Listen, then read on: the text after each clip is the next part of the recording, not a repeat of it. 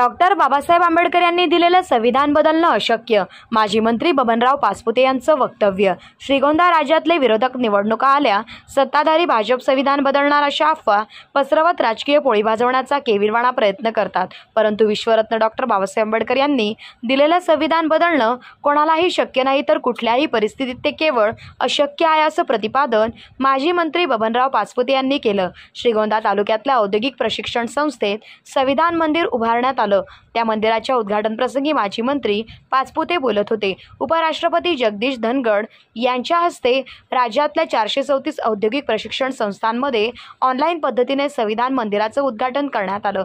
तर मग राजकीय विरोधकांवर होणार का कारवाई? अफवा पसरवणं हा गुन्हा असून असं करणाऱ्यांविरुद्ध पोलीस कारवाई केली जाते. माजी मंत्री पाचपुते म्हणतायत की राजकीय विरोधक निवडणुकीच्या तोंडावर भाजप संविधान बदलणार अशा अफवा पसरवतायत. तर मग राजकीय विरोधकांवर अफवा पसरवल्याप्रकरणी कारवाई होणार का? हा खरं तर फार मोठा गंभीर प्रश्न आहे.